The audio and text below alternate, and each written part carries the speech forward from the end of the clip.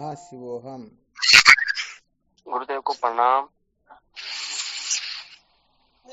गुरुदेव को प्रणाम। शिवोहम। गुरुदेव शिवोहम प्रणाम। गुरुदेव भगवान के श्री चरणों में प्रणाम। शिवोहम शिवोहम। प्रणाम। प्रणाम जी। शिवोहम। शिवोहम। शिवोहम महाराज जी। हाँ शिवोहम। शिवोहम। शिवोहम चरण स्पर्श। शिवोहम। प्रणाम स्वामी जी। कोटि कोटि प्रणाम। शिवोहम। शिवोहम। क्या विषय चल रहा था अपना? संसार को बनाए रखकर कभी भी सत्य का साक्षात्कार नहीं किया जा सकता। संसार को बनाए रखकर कभी भी सत्य का साक्षात्कार नहीं किया जा सकता, ये चल रहा था ना? जी गुरुदेव। कल क्या सुनाया था इसके अंतर्गत?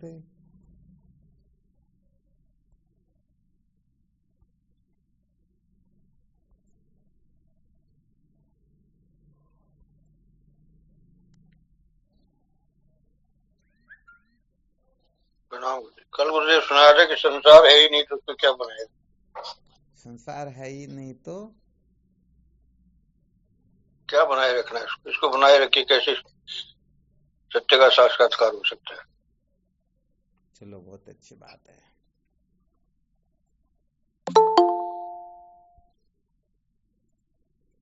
और किसको ध्यान में रहा, क्या बताया था कल?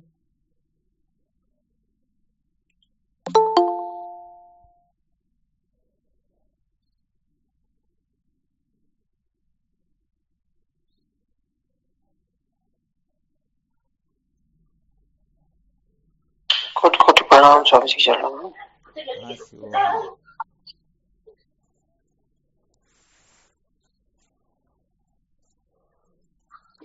अच्छा विचार करके देखो, जब हम संसार को बनाए रखने का आग्रह करते हैं अथवा बनाए रखकर सत्य का साक्षात्कार करना चाहते हैं, तो सत्य से भी श्रेष्ठ जगत हुआ या नहीं हुआ? अथवा ऐसा समझना चाहिए कि हम केवल और केवल मात्र जगत को ही महत्व दे रहे हैं। ऐसा बिल्कुल होता या नहीं होता? होता है गुरुदेव। क्योंकि जब जगत को बनाए रखकर सत्य का साक्षात्कार करना चाहते हैं तो इसके मूल में यही थिंकिंग होती है, यही भावना होती है कि ये जगत जो है ज्यों का त्यों बना रहे।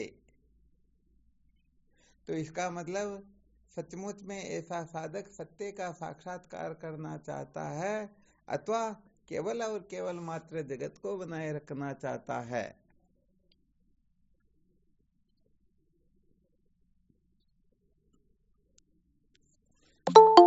या तो महत्व जगत को दे पाएगा अथवा परमात्मा को।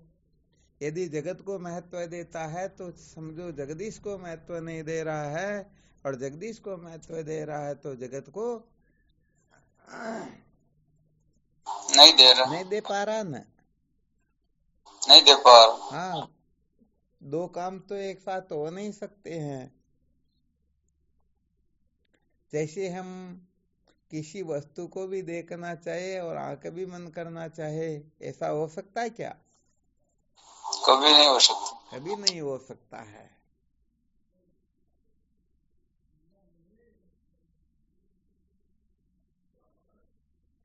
वैसे देखा जाए तो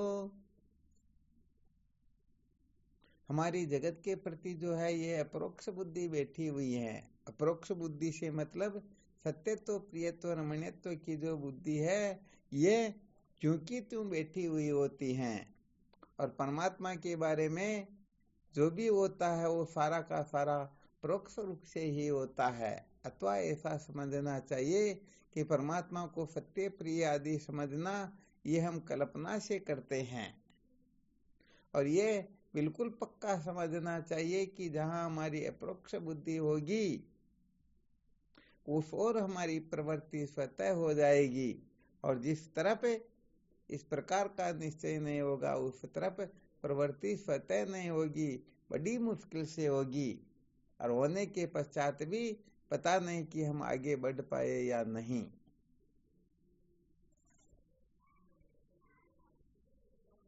तो यहाँ पर संसार को बनाए रखकर यदि कोई चाहता है कि मैं सुखी हो जाऊं, मैं इस दुर्लभ मानव जीवन को सार्थक बना लूं, जन्म मृत्यु की श्रृंखला से मुक्त हो जाऊं, अथवा सदा सदा के लिए सर्व दुखों की निवृत्ति और परमानंद की प्राप्ति का अनुभव कर लूं, तो सचमुच में ये कल्पना मात्र ही होता है। क्या होता है? वास्तव में ऐसा संभव है ही नहीं।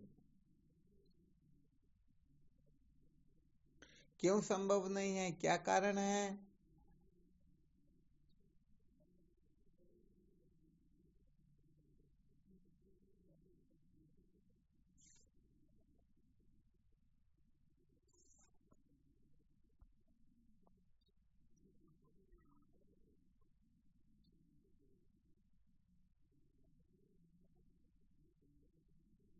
क्या बात हुई?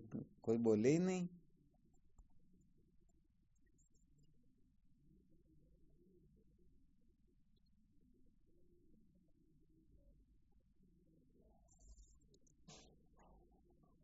अच्छा, प्रश्न याद रहा या भूल गए? तो मुझे आवाज कट गई बीच में ना। अच्छा, आवाज कट गई थी, है ना? किसी को, जिसको भी आवाज आई वो बता सकते हैं।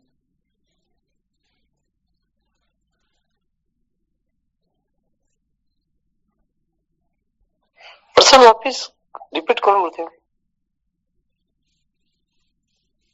किसी को ध्यान में नहीं रहा क्या?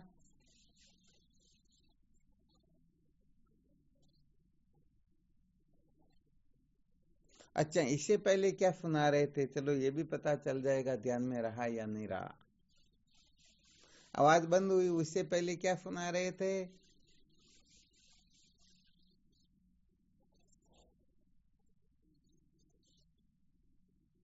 स्वामी जगत और जगदीश के बारे में सुना। जगत को महत्व देंगे तो जगदीश उठ जाएगा, जगदीश को महत्व देंगे तो। बहुत अच्छी बात है। अच्छा, थोड़ा यहाँ विचार करके बताओ। जगत को महत्व देंगे तो जगदीश छूट जाएगा, परंतु जगदीश को महत्व देंगे तो जगत भी छूट जाएगा क्या?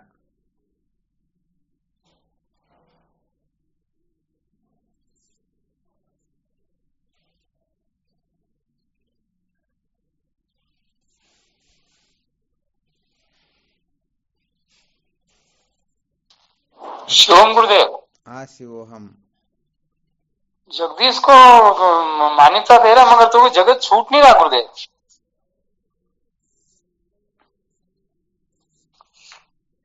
प्रश्न यहाँ पर यह था कि जैसे कोई जगत को प्राप्त कर ले तो उसके पश्चात जगदीश को, परमात्मा को पाना बाकी रहता या नहीं रहता। और दूसरा विकल्प था कि यदि हम परमात्मा को प्राप्त कर ले फिर जगत को प्राप्त करना शेष रहता क्या? नहीं रहता स्वामी। थोड़ा कारणकारी की दृष्टि से विचार करना होता है। यदि कोई जगत को, सत्य बात तो ये है कि जगत को कभी कोई प्राप्त कर सकता ही नहीं, क्योंकि ये जगत केवल और केवल मात्र बालकों का, ये बालकों का खिलौना, ये तो मनो मात्र है। चित्त के सिवाय जगत नाम की कोई वस्तु होती ही नहीं। तो सचमुच में जगत की प्राप्ति होती ही नहीं, और यदि कोई प्राप्त कर भी ले फिर भी अस्थि भांति प्रिय रूप परमात्मा तो छूट ही जाता है, क्योंकि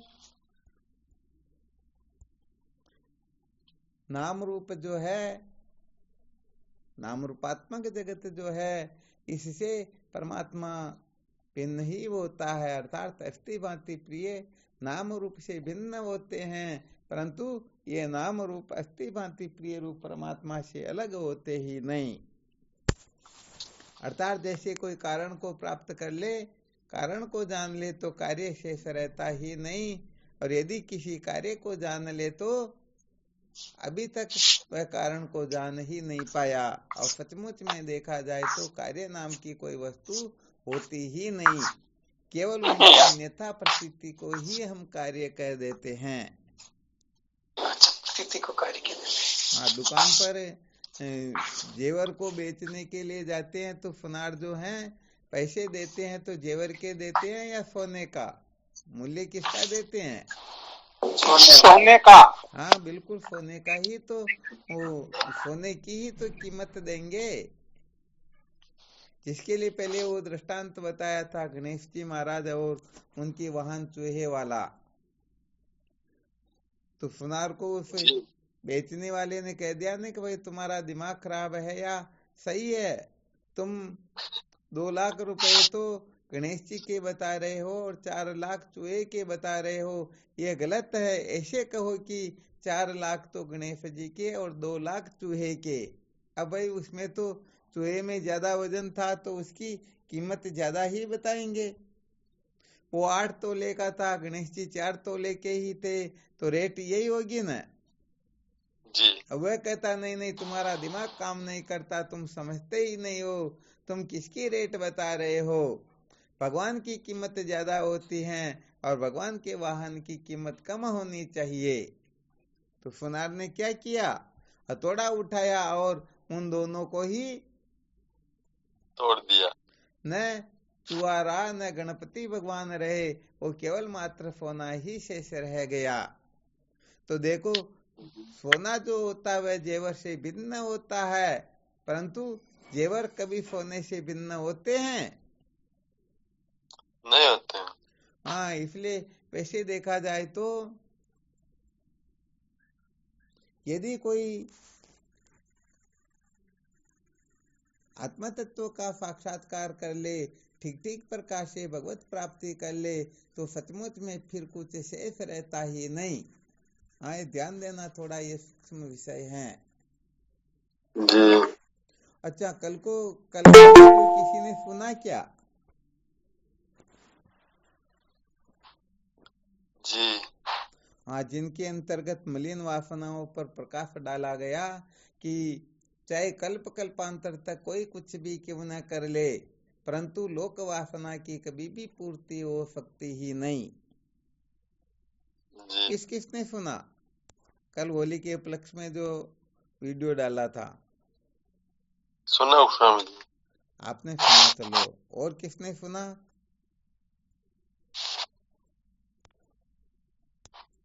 कौशल्या ने सुना, चलो। इसका तो इसी के साथ वार्तालाप हुई थी। और किसने सुना? अरे, तो इसका मतलब इतना गड़बड़ घोटाला क्या? तो महत्वपूर्ण सूत्रों को आप सुनते ही नहीं हो तो फिर क्या करोगे? फिर तो जीवन ऐसे ही तो निकल रहा। गुरुदेव। अच्छा, मदन जी ने भी सुना, बहुत अच्छी बात है। आपके ये इसका मतलब मैसेज नहीं आता क्या, जैसे वीडियो डाउनलोड करते हैं? मैसेज तो नहीं आता है गुरुदेव। हाँ, तो उसमें वो क्या घंटी कुछ ऐसा होता, उसको पहले वो दबा के देखना होता, फिर नोटिफिकेशन अपने आप ही आने लग जाते हैं। जैसे ही वीडियो डाउनलोड किया जाएगा और नोटिफिकेशन आ जाएंगे।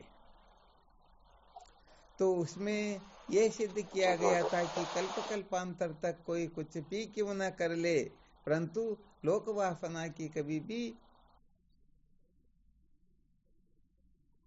पूर्ति हो सकती क्या?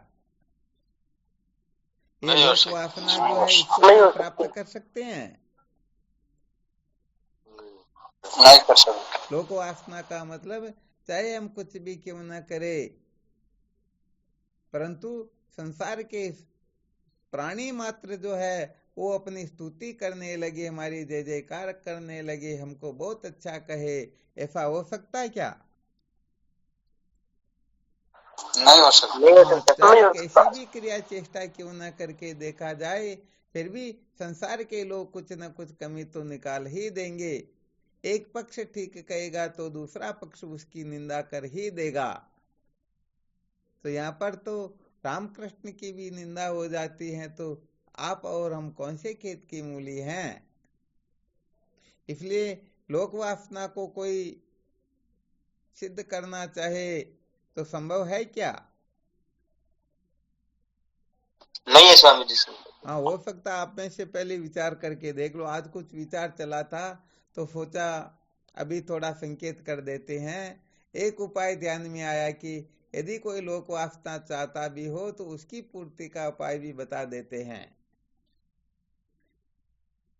वह उपाय यदि कोई कर ले तो इस संसार के अंतर्गत ऐसा कोई होगा ही नहीं जो उसका विरोध करेगा, बल्कि सब स्तुति ही करेंगे। पहले तो आप अपने दृष्टिकोण से देख लो। अभी जो कारण कार्य का जो सिद्धांत चल रहा ना, कारण को जान लिया जाए तो कार्य शेष रहता ही नहीं। सोने को यदि किसी ने जान लिया तो कोई जेवर, किसी भी जेवर को जानना शेष रहा क्या? नहीं। अरे जिसने मिठाई शक्कर को चख लिया हो, कोई मिठाई शेष थोड़ी रही? नहीं रही स्वामी। हाँ, तो परमात्मा तत्व को कोई प्राप्त कर ले, परमात्मा को ठीक ठीक जान ले तो फिर कुछ जानना शेष रहता ही नहीं। इसलिए कोई जगत को पाना चाहता है तो परमात्मा छूट जाता है, परंतु परमात्मा को प्राप्त कर ले तो फिर कुछ छूटता ही नहीं, सारा का सारा प्राप्त हो जाता है। तो यहाँ पर भी थोड़ा प्रश्न ऐसे थोड़ा इस प्रकार से किया जा रहा है कि सब कुछ करके भी लोक वासना की सिद्धि नहीं हो सकती है। तो ऐसा कोई उपाय आप लोगों के ध्यान में आ रहा है क्या, जिस उपाय को करने से जीव मात्र, प्राणी मात्र जो है उनकी स्तुति करे?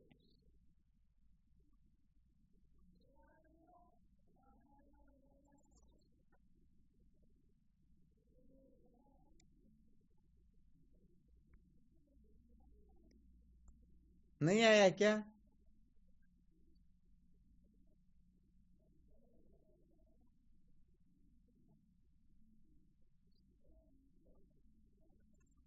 क्या बात, कोई साधक बोलते ही नहीं आए तो भी हाँ ना तो करना चाहिए ना। नहीं आया गुरुदेव। नहीं आया गुरुदेव।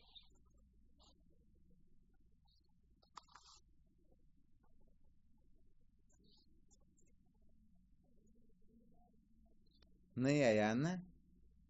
स्वामी जी सभी में उसी का रूप देखे, वो किसका रूप देखे? ब्रह्म का ही रूप देखे, सभी में राग द्वेष से रहित हो जाए।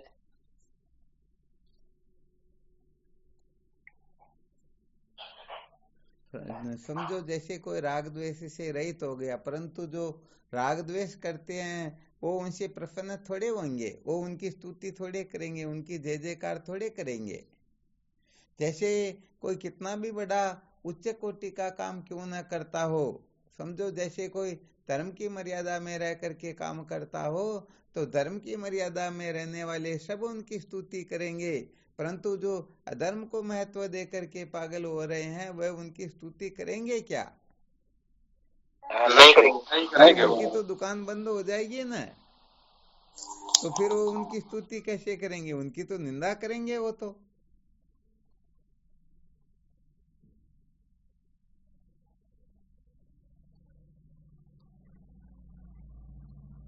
और विचार करके देखो, देखें।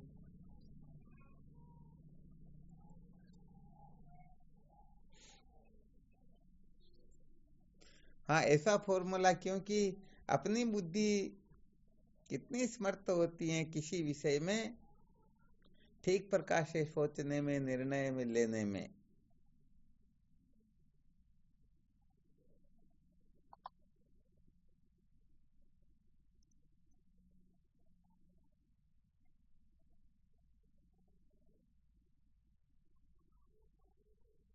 इसमें तो स्वामी जी समझ में नहीं है। समझ में नहीं आया ना? नहीं है, वो आप एक बताते हो वही हो सकता है, और समझ में नहीं आता। जो एक श्रुति का प्रमाण तो इस संसार के अंतर्गत कोई कितना भी अच्छे से अच्छा काम क्यों ना करे, फिर भी हम उनमें थोड़ी बहुत गड़बड़ घोटाला या थोड़ा बहुत कमी बेशी निकाल देते या नहीं निकाल देते हैं? निकाल देते हैं गुरुदेव। ये तो पक्की बात है ना? जी गुरुदेव। जी गुरुदेव। हाँ, थोड़ा ठीक प्रकार से मंथन करना इस सूत्र का।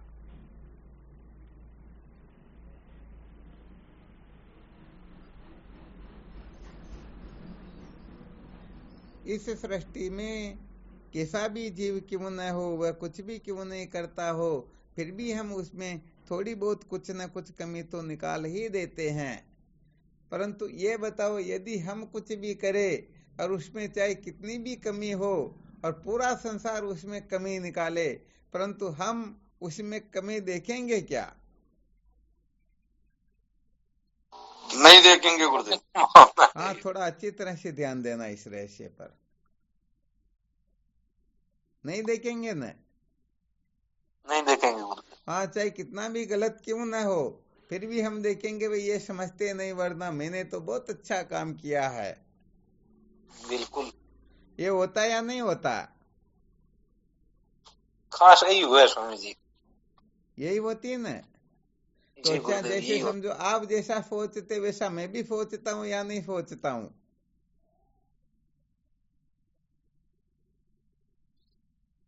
ग्रुप में जितने भी साधक जुड़े हुए ये समस्त साधक ऐसे सोचते या नहीं सोचते? इस संसार का प्रत्येक जीव ऐसा सोचता या नहीं सोचता? अरे भाई, अपने आप से कोई राग द्वेष करता है क्या? नहीं करता गुरुदेव। अपने आप की कोई निंदा करता है क्या इस संसार में? नहीं करता है गुरुदेव। हाँ, अपने आप की तो स्तुति ही तो चाहते हैं ना। जी गुरुदेव। हाँ, कहीं पर ऐसा लग रहा हो कि नहीं नहीं, वो अपने आप की निंदा करते करवाते, परंतु उसके मूल में भी भावना तो वही है ना, स्तुति वाली। जी गुरुदेव। जी जी गुरुदेव। अच्छा, तो यहाँ फिर इस सूत्र को जोड़ करके देखो, इस सृष्टि में जीव मात्र जो है, चाहे सबकी निंदा क्यों ना करनी पड़े, परंतु अपनी स्वयं की कभी निंदा करेंगे ही नहीं। तो इस सूत्र को जोड़ करके देखा जाए तो यदि कोई स्वयं स्थित हो जाए, अपने स्वरूप का साक्षात्कार कर ले, अब बताओ उसकी कोई अवहेलना कर सकते हैं क्या? अरे भाई, अग्नि अग्नि को जला सकती है क्या? नहीं जला सकती है गुरुदेव जी। तो जिनको ऐसा बोध हो जाए, मैं ही ब्रह्मा के शरीर में बैठ करके जगत की उत्पत्ति करता हूँ, विष्णु भगवान के शरीर में बैठ करके जगत का पालन करता हूँ, शिव होकर के संहार करता हूँ, इंद्र होकर के स्वर्ग का राज्य करता हूँ, अर्थात समस्त रूपों में अपना आपा अनुभव कर ले, अब बताओ उनकी कोई निंदा करने वाला होगा क्या?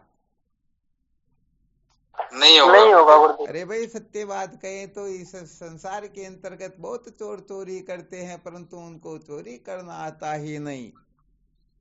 कहने का मतलब, लोग धोखा देते हैं रात दिन, परंतु धोखा कैसे देना चाहिए ये रहस्य भी संत महात्माओं से अच्छी तरह से समझ लेना चाहिए। आ रहा समझ में? आ रहा है गुरुदेव जी। हाँ, विशेष बात यही तो है। आप लोगों ने सुना होगा दृष्टांत,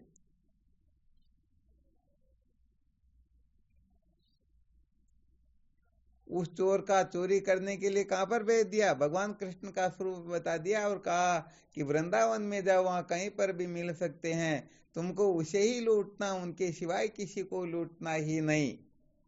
तो उनका काम हुआ या नहीं हुआ? हो गया गुरुदेव, जरूर होगा। हाँ, तो ऐसे ही कैसा भी क्यों न करना चाहे, परंतु उसके स्वरूप को ठीक समझना होता है। यदि धोखा देने की कल्पना हो तो भी धोखा देना हो तो इस संसार को देना चाहिए। तो बताओ, ये धोखा भी सार्थक हो जाएगा या नहीं होगा? झूठ भी हो बोलना जाएगा हो, गुरुदेव। हो जाएगा गुरुदेव। नहीं करना हो, थोड़ा इसको समझ करके करेंगे तो सचमुच में आत्मसिद्धि हो ही जाएगी।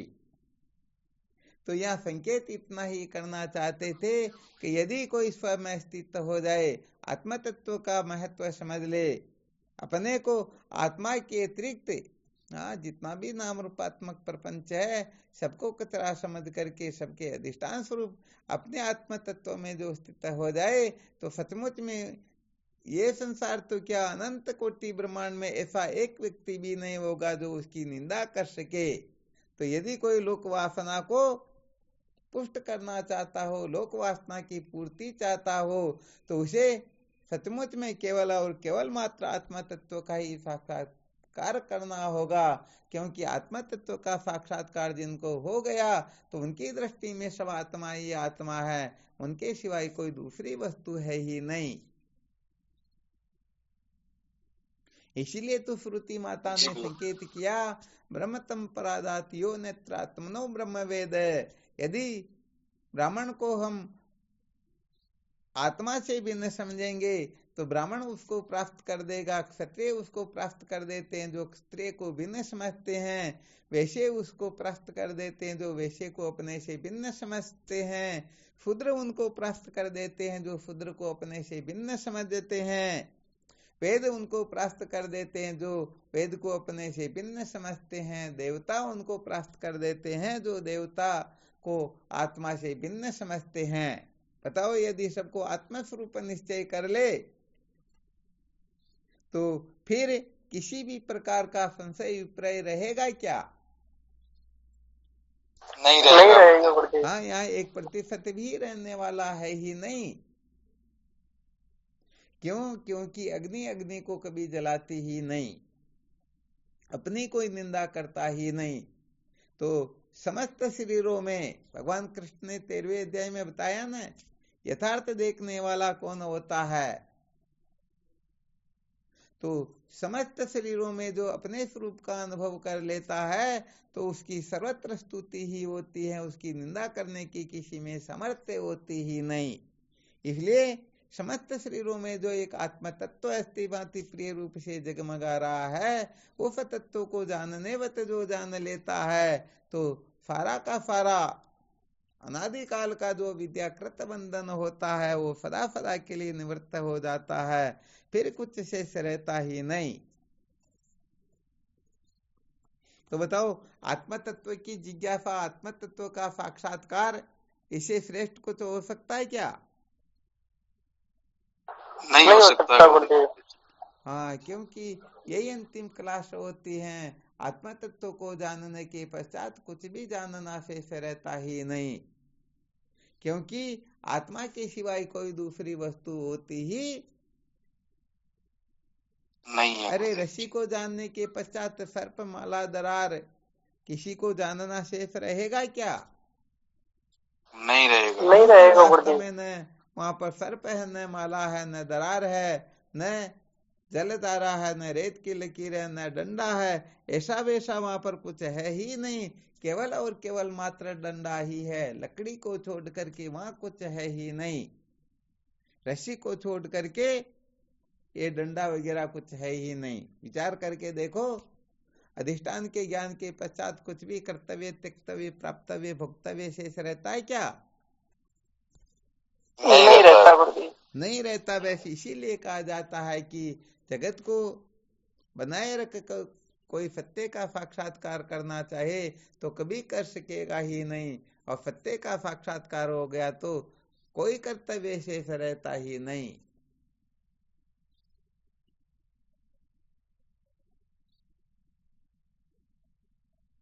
हम क्या करते हैं, सर्प को बनाए रख करके फिर रस्सी को जानना चाहते हैं।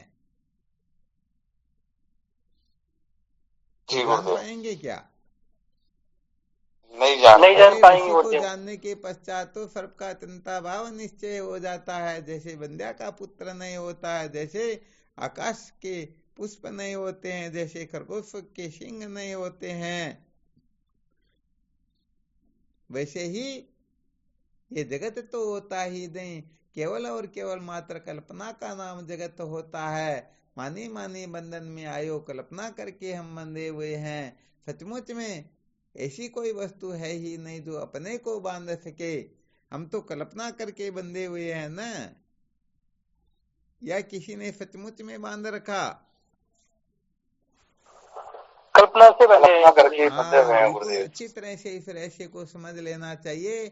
ये जागृत अवस्था जो होती है ये अपना व्यापार भवन होता है, स्वप्न अवस्था जो होती है वह अपना विज्ञान भवन होता है, सुषुप्ति अवस्था जो होती है वह विश्राम भवन होता है। जब हम जागृत में होते हैं तब स्वप्न सुषुप्ति को छोड़ देते हैं, जब स्वप्न में होते हैं तो जागृत सुषुप्ति को छोड़ देते हैं, और जब सुषुप्ति में होते हैं तो जागृत स्वप्न को छोड़ देते हैं। हम कहीं बंधे हुए हैं क्या? नहीं है बंधे। सचमुच में हम कहीं पर बंधे हुए ही नहीं हैं, परंतु फिर भी नासमझी से हम अपने को बंधा हुआ समझते हैं।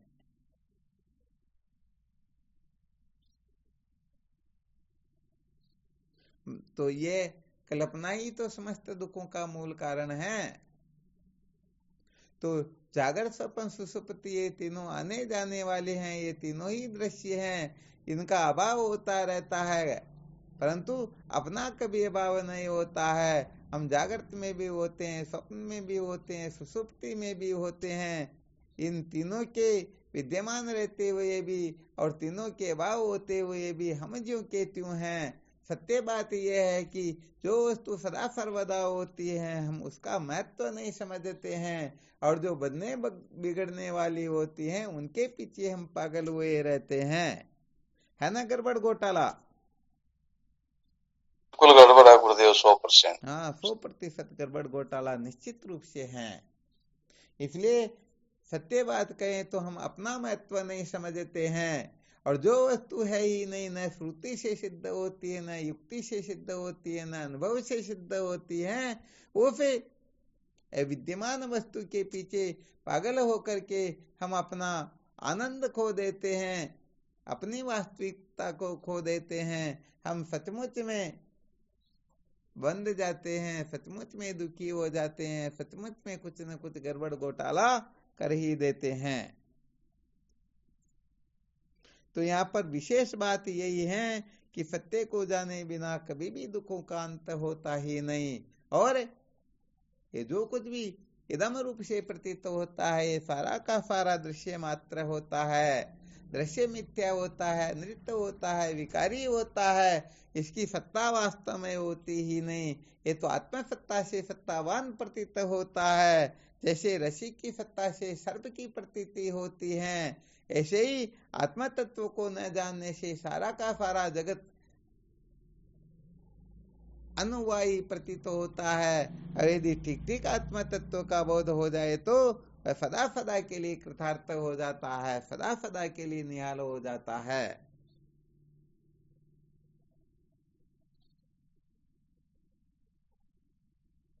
अच्छा, विचार करके बताओ, यमराज जो है किसी को नरक में, किसी को स्वर्ग आदि में डालते हैं, परंतु अपने आप को डालते हैं क्या?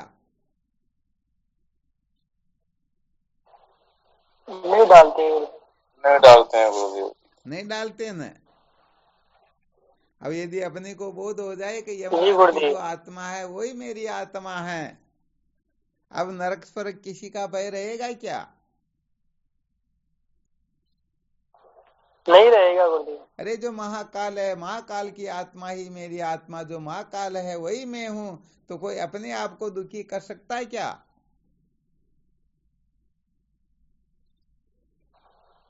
नहीं कर सकता गुरुदेव। हाँ, इसीलिए ये ब्रह्म विद्या की विलक्षण महिमा होती है। यदि किसी को आत्म तत्व का बोध हो जाए तो आनंदम ब्रह्मणम विद्वानम न विवेति कुतश्चन, फिर वह किसी से भयभीत तो होता ही नहीं। कहाँ तक कहा जाए वह ईश्वर से भी नहीं डरता है, क्योंकि वह ईश्वर की आत्मा हो जाता है। बताओ, ईश्वर की आत्मा से डरेगा क्या? डरा सकता है क्या?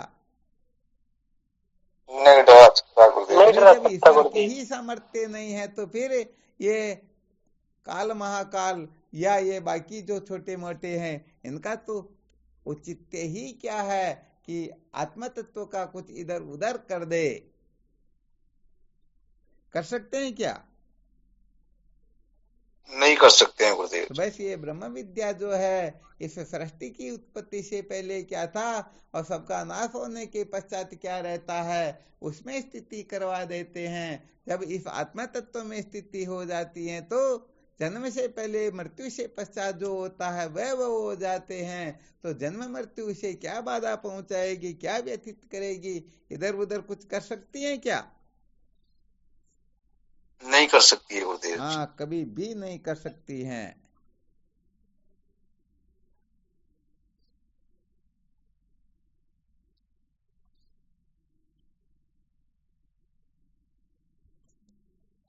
इसीलिए ये समस्त शास्त्रों का जो परम तात्पर्य है, असली जो प्रयोजन है, वास्तविक जो रहस्य है, वो केवल और केवल मात्र अपने असली स्वरूप का साक्षात्कार ही है। अर्थात आत्म तत्व को न जानने से ही ये जीव अनादि काल से जन्म मृत्यु की श्रृंखला में भटक रहा है, और जिस समय जाने जाएगा इसे पता लग जाएगा आज दिन तक, अरे पहले कभी मेरा जन्म हुआ नहीं, आगे होगा नहीं, ये जन्म मृत्यु स्वप्न के समान होते हैं, ये सारा का सारा कल्पित स्मृति से व्यवहार होता है, इनकी सचमुच में सत्ता है ही नहीं।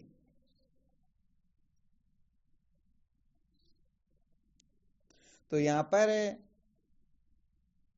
जगत को बनाए रखने का जो आग्रह है, ये नासमझी से होता है। यदि कोई सत्य के साक्षात्कार को महत्व दे तो सारा का सारा जो कुछ भी अप्राप्त है सभी इसको प्राप्त हो जाता है, और यदि आत्म तत्व को छोड़ करके किसी को प्राप्त करने की कोशिश करेंगे तो ये सत्य बात यह है कि ये सारे के सारे मिलते भी हैं, बिछुड़ जाते हैं। इसलिए कभी ये रोएंगे, कभी हंसेंगे, परंतु आत्म तत्व का, ब्रह्म तत्व का साक्षात्कार हो गया तो अरे हंसने रोने का विकल्प सदा सदा के लिए शांत हो जाता है, निवृत्त हो जाता है, फिर कुछ कर्तव्य शेष रहता ही नहीं।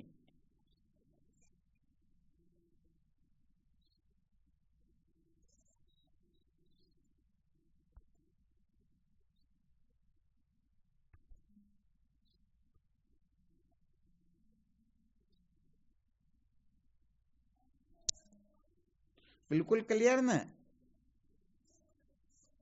जी गुरुदेव, बिल्कुल क्लियर है गुरुदेव। चलो बहुत अच्छी बात। इसमें कोई संशय हो किसी भी प्रकार का तो थोड़ा प्रस्तुत करो ताकि उस पर भी विचार करें। हाँ, ऐसी कोई बाधा आती हो, कोई संशय हो, किसी भी प्रकार का कुछ भी हो तो यहाँ प्रस्तुत कर सकते हो।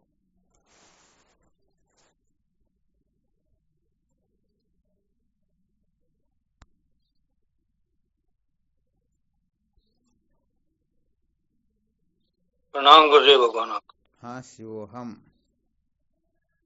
गुरुदेव, आपने कहा कि परमात्मा को जान लेने के बाद जगत को जानना शेष नहीं रहता। हाँ बिल्कुल ठीक बात है। लेकिन जगत को ठीक ठीक जाने बिना परमात्मा को जाना भी तो नहीं जाता। क्या जाना जा सकता है? बहुत अच्छी बात है। कौन बताएंगे इसका रहस्य?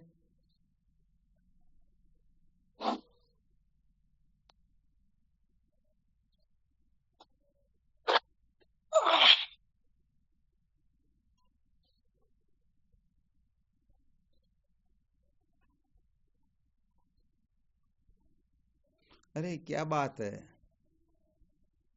इतनी सी छोटी बात है।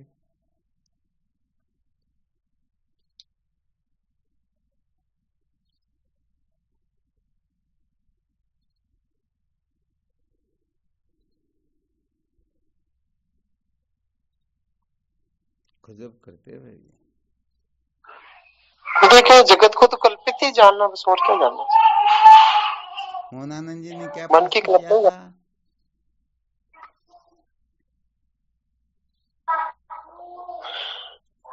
जगत को जाने बिना परमात्मा को भी नहीं जान सकते, ये कहा। ये प्रश्न ठीक है या नहीं, सबसे पहले ये विचार करो।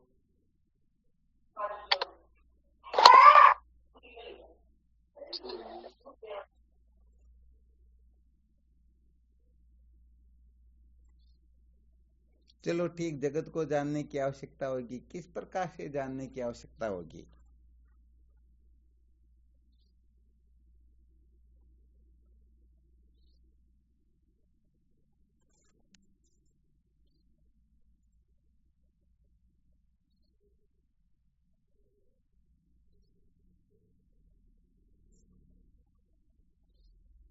बोलते नहीं तब काम नहीं चलता भाई, कुछ ना कुछ बोलना चाहिए ना। शिवम गुरुदेव आपके श्री चरण में प्रणाम। हाँ बोलो। गुरुदेव, जब हमारे को बीमारी का ही पता नहीं रहेगा तो फिर डॉक्टर के पास कैसे जाएंगे? डॉक्टर के पास तो वो जाएगा जिसको कोई बीमारी होगी। ठीक बात है।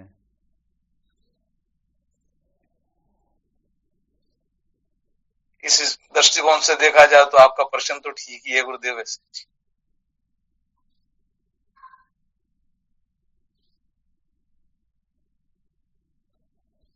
बहुत अच्छी बात है। और कोई बताओ।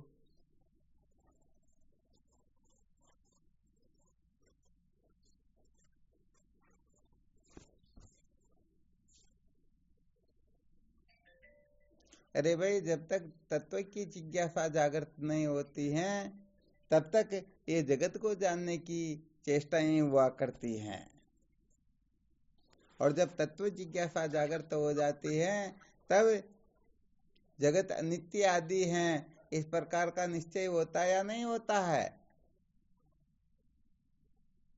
हो जाता है गुरुदेव। अविद्या बिल्कुल अवस्था सत्य। के अंतर्गत हम इस जगत को सत्य समझते हैं और जगत से बिन किसी को परमात्मा नहीं समझते हैं, इसलिए यहाँ कुछ अंशों में जानने की आवश्यकता हो सकती है। तो यहाँ पर जो जानने की आवश्यकता होती है केवल और केवल मात्र ये संसार दुख स्वरूप है। कितना सा जानना अपने को?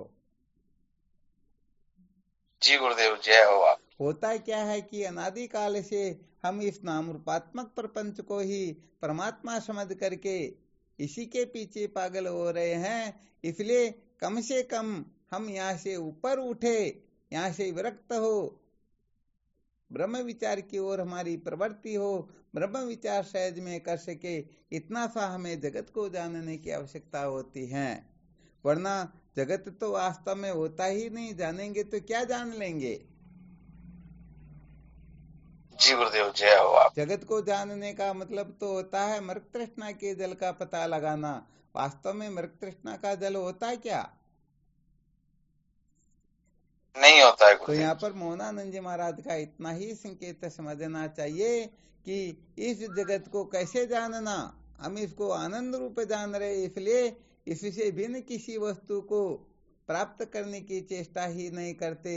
अनादिकाल से इसमें ही रचे पचे रह रहे हैं, इसलिए इस जगत को इतना सा तो कम से कम जान लेना चाहिए कि हम इस ओर प्रवर्तन होकर के अधिष्ठान आत्म तत्व को जानने की खोज में लग सके। क्योंकि जब तक इसको ही सत्य समझेंगे, प्रिय समझेंगे, रमणीय समझेंगे, सब कुछ इसी को समझ लेंगे, आनंद स्वरूप जब जगत को समझ लेंगे तो आनंद रूप परमात्मा का साक्षात्कार करने की इच्छा हो सकती है क्या? कभी नहीं हो सकती है तो गुरुदेव। बस ये जगत जब तक कचरा है ऐसा समझ में ना आए तब तक इसको जैसे जानना है जानते रहो, परंतु जब तत्व जिज्ञासा जागृत हो जाती है तब तो केवल और केवल मात्र आत्म तत्व को ही जानना होता है। और वैसे देखा जाए तो आत्म तत्व को जाना नहीं जाता है, बल्कि अनात्म प्रपंच का जो है निषेध जो है, उस निषेध का नाम ही आत्म तत्व का साक्षात्कार होता है। जय हो आपकी।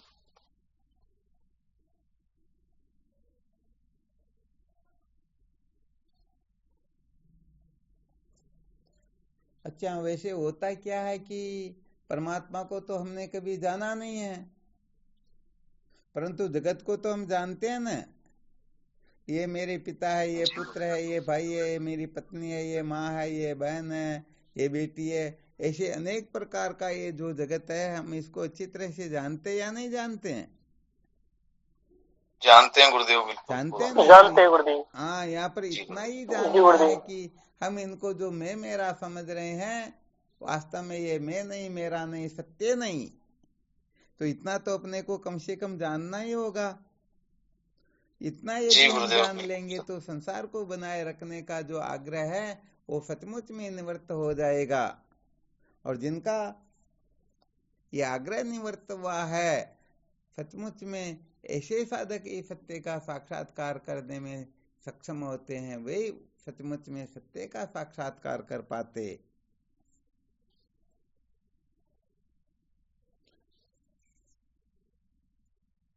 तो जगत को जगत के रूप में ही जानना है। जगत को हम अनादिकाल से परमात्मा के रूप में जानते आ रहे हैं, इसलिए इनको छोड़ना चाहिए, फिर भी छूटता नहीं। और जिस दिन इस जगत को जगत के रूप में जान लेंगे, जैसे छिपी में जो चांदी दिखाई देती है, जब तक उसको सत्य जानते हैं तब तक उनसे वैराग्य होता नहीं। जब तक मृग तृष्णा के जल को सत्य समझते हैं तब तक प्यास होने पर उस ओर दौड़ना होता ही होता है। परंतु जब उसकी असलियत जान लेते हैं तो प्यास होने पर भी हम उस ओर प्रवृत्त नहीं होते, क्योंकि हम जान लेते हैं कि सचमुच में यहाँ पर जल है ही नहीं। ये तो सूर्य की किरणें परावर्तित होकर के अपनी आंखों को धोखा दे रही हैं, वरना सचमुच में यहाँ जल है नहीं। तो जगत को जगत के रूप में जानना ही जिज्ञासा का द्वार खोले देता है, और जगत को परमात्मा के रूप में जानेंगे तो मुक्ति का द्वार जो है ये बंद हो जाएगा। तो हम अनादिकाल से जगत के बारे में बहुत सारी जानकारियां रखते हैं, तो ये जानकारियां ठीक नहीं है। सचमुच में ये कल्पना से थोपी हुई है, मानी हुई है। इसलिए परमात्मा को जाना नहीं जाता, परंतु संसार को जाना जा सकता है। तो इतने दिन तक हम इस संसार को सत्य प्रिय रमणीय समझ रहे, अब सत्य प्रिय रमणीय न समझ करके शास्त्रोक्त रीति से इस जगत को कैसे जानना होता, कैसे इस जगत के बारे में हमें आस्था बनानी है, क्या करना क्या नहीं करना, यदि ऐसा करेंगे तो ये भी एक प्रकार की सिद्धि हो जाएगी, ये भी आत्म साक्षात्कार का साधन हो जाएगा। मोहनानंद जी महाराज ठीक है ना? जी गुरु जी प्रणाम। हाँ, इसमें और भी कोई किसी प्रकार का तर्क या कोई शंका करना चाहे तो हाँ, साधक लोग भी कुछ न कुछ छोटे मोटे प्रश्नों के ऊपर अपना अनुभव जो थोड़ा प्रकट किया करो, ताकि पता भी चले कि साधक सचमुच में किस जगह पर अटक रहे, कहाँ तक समझते हैं, क्या करना चाहते, क्या नहीं करना चाहते। बोलोगे नहीं तो पता तो कुछ नहीं चलेगा।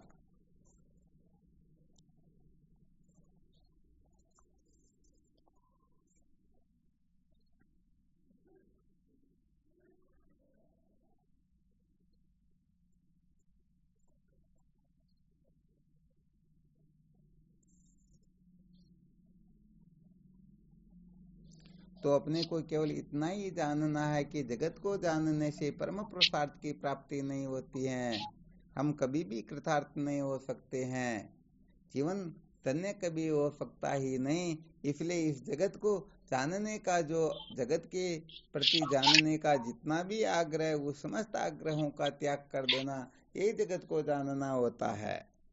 बस हमें इस जगत को जानना ही नहीं है, इतना सा जान ले तो फिर अपने जानने की जो प्रवृत्ति है वो केवल और केवल मात्र आत्म तत्व की ओर ही होगी।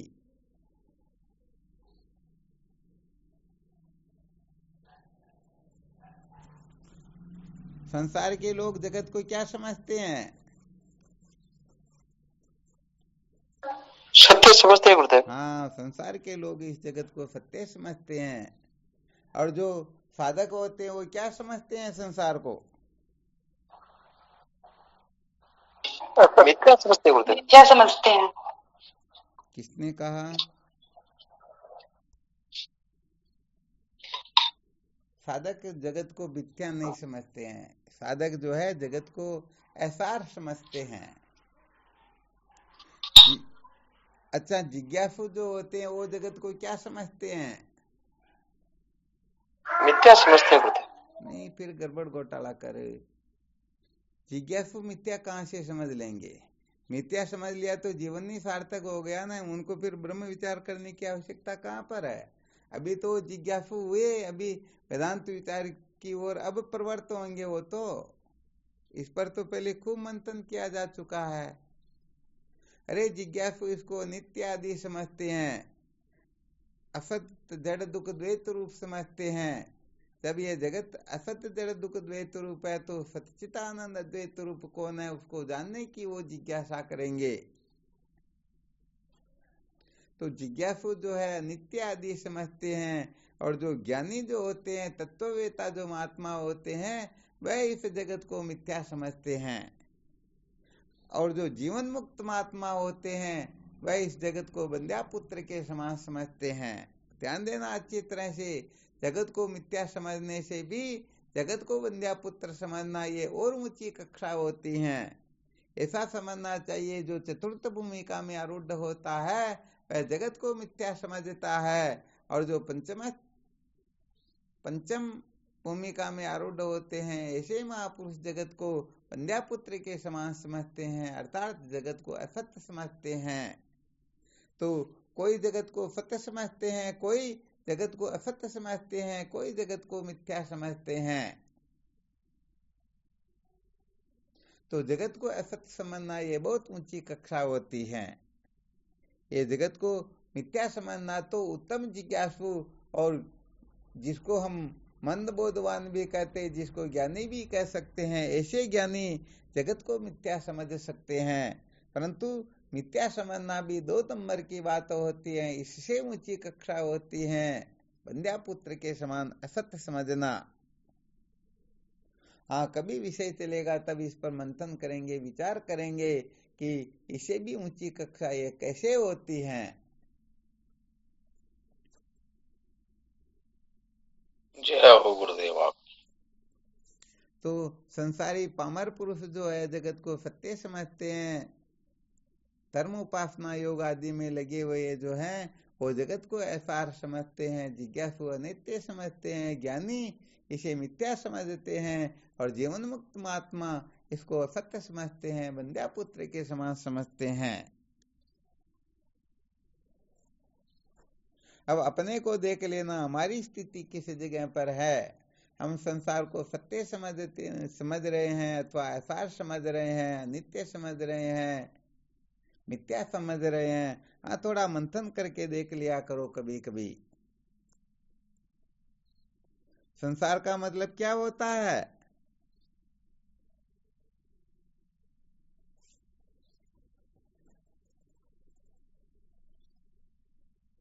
फिर गड़बड़ घोटाला गजब कर देते हो। डूब मरना इंद्रिया मन बुद्धि टाइम लगे तो इंद्रिया मन बुद्धि गुरुदेव। अरे अपना शरीर ही संसार, अपना कुटुंब परिवार ही संसार है। जिनमें हमारी अमता ममता उसी का नाम संसार है। बाकी ये लंबा चौड़ा संसार अपने को क्या दुख दे रहा? नहीं दे रहा है तो गुरुदेव। हम जिनके पीछे रात दिन पागल होकर के बावड़े हुए रहते हैं, सचमुच में हम इनको सत्य समझते हैं, नित्य असार क्या क्या समझते हैं, इसका मंथन करके देखना चाहिए। पता लग जाएगा कि हमारी गिनती किस जगह पर आती है, हम कहाँ पर अटके हुए हैं।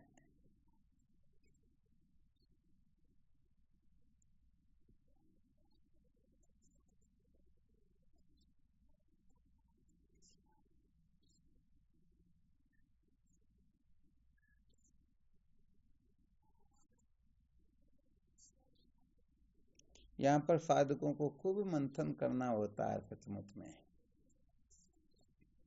इसीलिए तो पहले आपको बताया था कि हम संत महापुरुषों के बराबर संसार के किसी पदार्थ को समझते हैं या नहीं समझते हैं। अर्थात संतों की प्राप्ति के लिए, सत्संग के लिए, ब्रह्मलोक तक के समस्त ऐश्वर्य का, अष्टसिद्धि नवनिधि का, 14 विद्या का पता नहीं क्या क्या है, सबके लात लगा सकते हैं या नहीं, त्याग कर सकते हैं या नहीं। हम संतों की बरोबर ये जो 1-2 फूटे सिक्के होते हैं ना, इनको समझते हैं या नहीं समझते हैं। सत्संग के लिए हम इन कचरों का त्याग कर देते हैं अथवा कचरों के लिए हम सत्संग का त्याग कर देते हैं। ये सारे के सारे सूत्र अपने को बहुत अच्छी तरह से मंथन करने होते हैं, तब पता लगता है कि सचमुच में हमारा जीवन उत्थान की ओर जा रहा है अथवा पतन की ओर जा रहा है।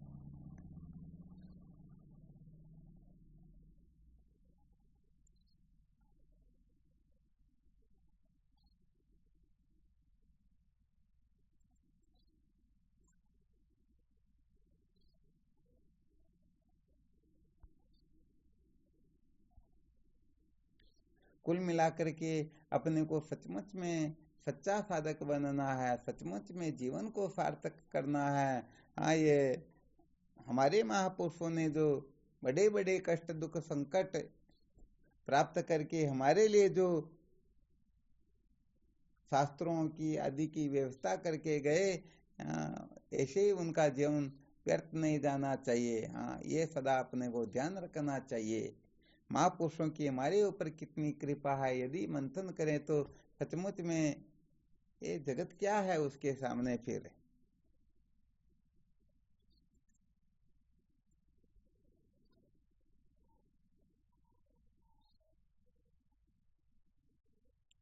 तो कुल मिलाकर के अनात्म प्रपंच को इतना महत्व नहीं देना चाहिए कि हम सत्य के साक्षात्कार से भटक जाए, वंचित हो जाए।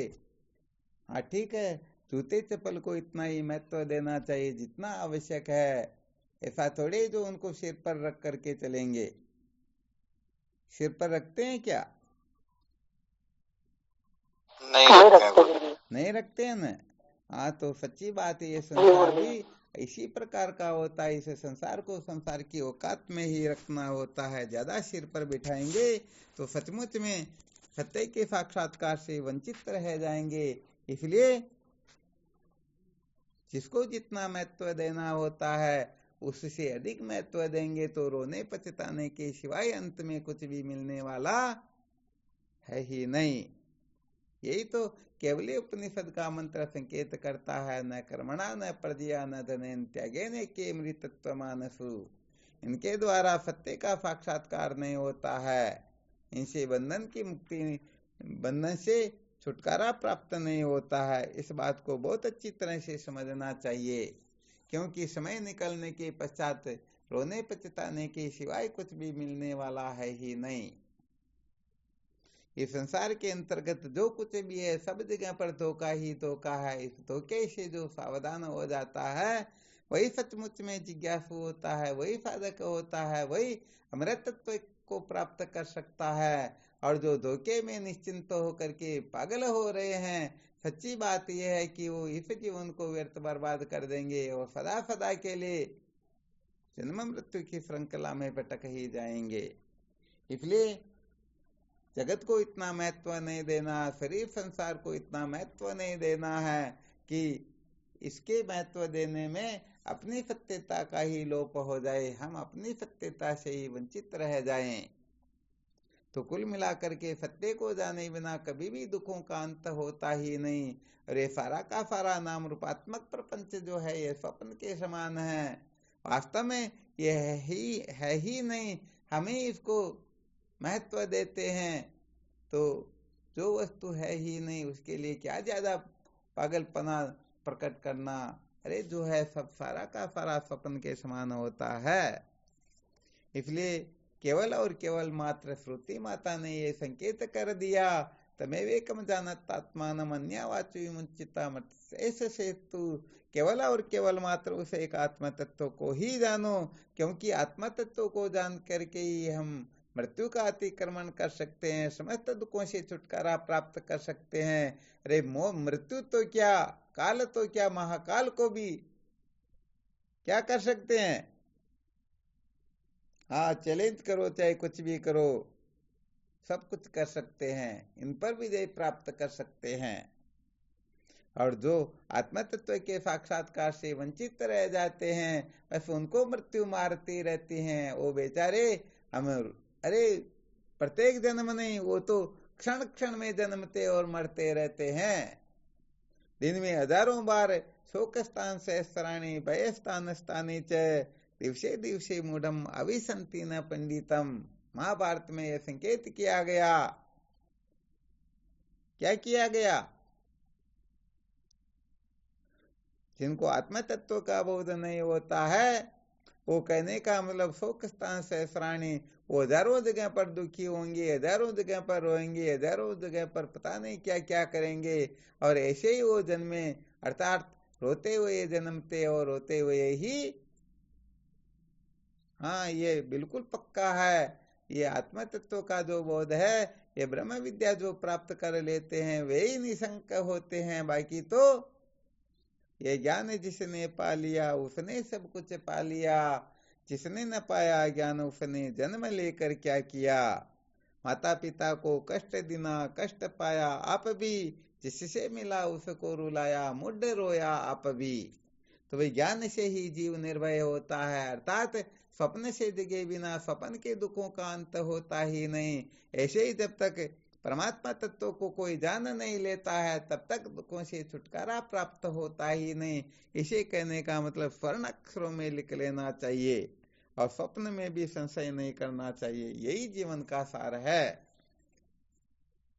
चलो ठीक, फिर कल विचार करेंगे। शिवोहम। शिवोहम। प्रणाम गुरु। शिवोहम गुरुदेव, आपके श्री चरणों में बारंबार प्रणाम, कोटि कोटि वंदन। आपके गुरुदेव भगवान के श्री चरणों में प्रणाम। शिवोहम। शिवोहम। स्वामी जी के चरणों में साष्टांग प्रणाम। शिवोहम। प्रणाम गुरुदेव के कोटि कोटि प्रणाम। प्रणाम गुरु जी, कोटि कोटि प्रणाम। शिवोहम। शिवोहम। प्रणाम महाराज, आपके खूब चरणों में खूब खूब प्रणाम। शिवोहम। श्री सतगुरुदेव प्रणाम। श्री सतगुरुदेव स्वामी जी के चरणों में कोटि कोटि प्रणाम। शिवोहम। शिवोहम। शिवम गुरुदेव, शिवम। हाँ, शिवोहम। चरण स्पर्श। प्रणाम गुरुदेव। शिवोहम। गुरुदेव भगवान के श्री चरणों में साष्टांग दंडवत प्रणाम। शिवोहम। शिवोहम।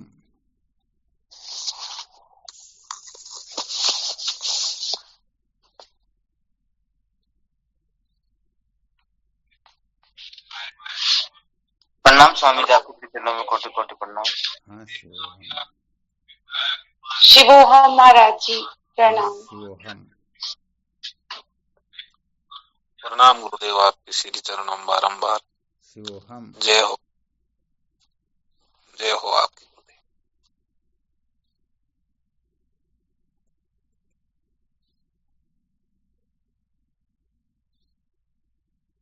प्रणाम स्वामी जी, आपके श्री चरणों में कोटि कोटि प्रणाम। शिवोहम।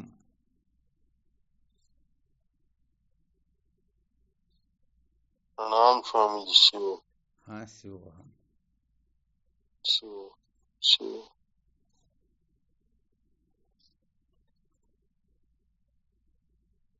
कोटि कोटि प्रणाम। प्रणाम गुरुदेव, आपके श्री चरणों में कोटि कोटि प्रणाम। शिवोहम। शिवोहम। स्वामी जी के चरणों में कोटि कोटि प्रणाम। शिवोहम।